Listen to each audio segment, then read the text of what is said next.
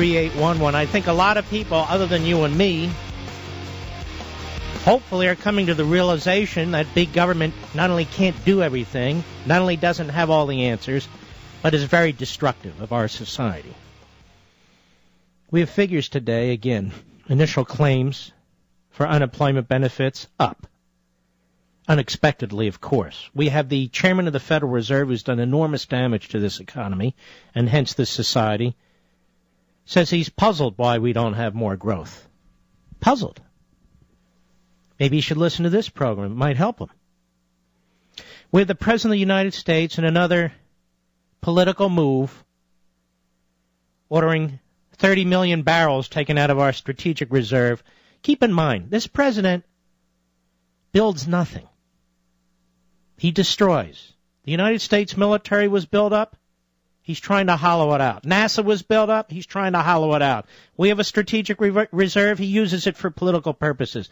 By the time this guy's done, when he leaves office, hopefully after one term, look at all the damage he's done to this society. This is why we believe in constitutionalism. We cannot have a situation where one president, one party, for one term, can do so much devastation to the society, and some of it may well be permanent. But look how he's going through this society. Abusing, tormenting, stealing, whatever he needs to do, because it's all about him and his reelection effort.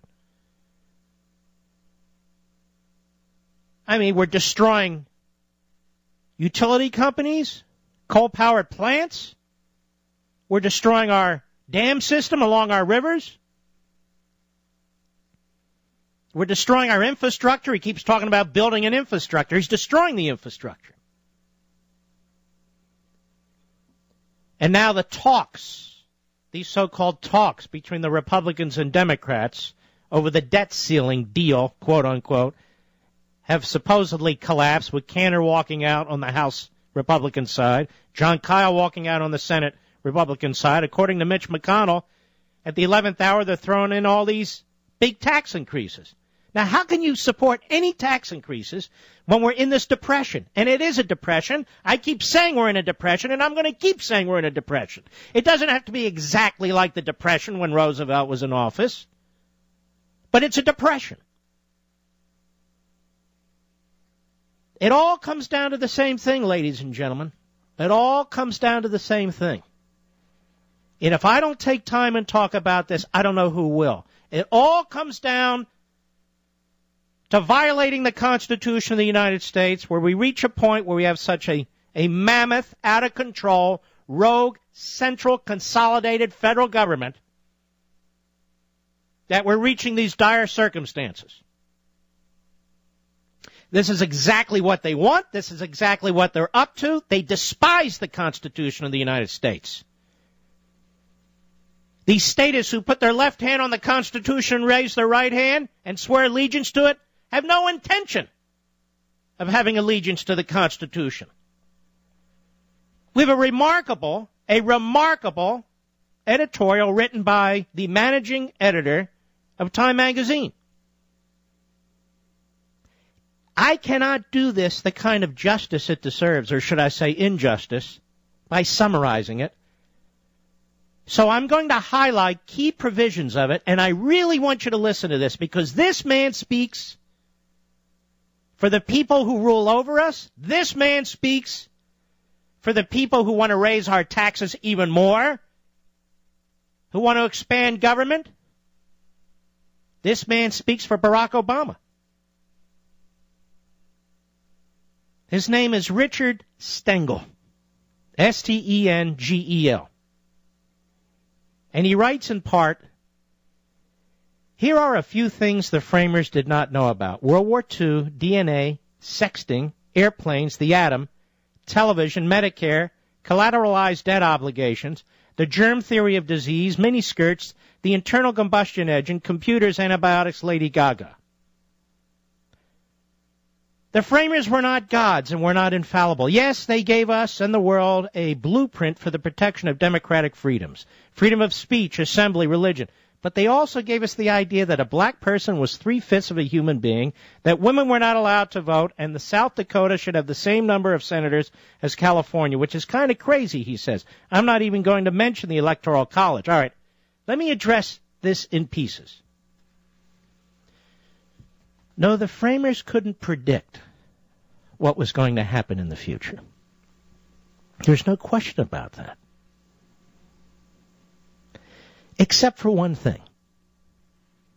They could predict that if the federal government became too powerful, you would lose your liberty and you would become enslaved in one way or another. That much they knew, because they knew about power. It doesn't matter, sexting, the atom, television, Medicare. The framers set up the Constitution. Before that, they fought a revolution. Not to create an all-knowing federal government that would be flexible, that would have the capability to respond to all events and so forth, but so you would be free to respond to all of the events that could not be predicted in the future. So that your lifestyle, your ability to create, what motivates you, what interests you, would be protected. They act like the framers of the Constitution were complete morons who said, okay, society stops.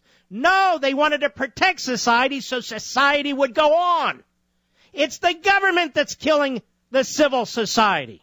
It's the government that's killing the individual. It's the government that's killing property rights, which was key to the founders. They wanted to maximize liberty, individual liberty, societal liberty. But you don't get all that out of government. Not now, not then, not before then. No, your liberty is your liberty. It didn't matter if they couldn't predict that there'd be miniskirts. What does that have to do with anything? Or sexting? Or DNA? Or airplanes? What does that have to do with anything?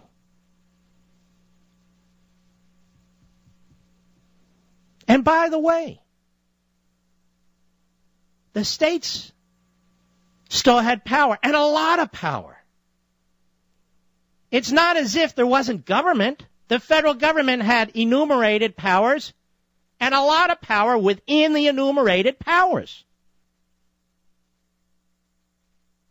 Let's go on. Richard Stengel, managing editor of Time magazine. This is crucial to understanding the battle we are facing at this debt ceiling and every other battle we face here from here on. He writes, a new focus. Oh, and by the way, his attack on the Electoral College, 2 senators for every state, that's an attack on representative government. Now, let me ask you this. The same people who attack representative government, they have a problem with the Electoral College. They have a problem with 2 senators from every state. Why don't they have a problem with a judicial oligarchy? They don't. You don't get the vote at all there, do you? Why don't they have a problem with a massive administrative state, which spits out regulations by the thousands? You don't get the vote for that either. No, they don't have a problem with any of that. They don't have a problem with totalitarianism per se. They just want it to be done in a way that they support. The framers didn't want majoritarianism, and they didn't want rulers.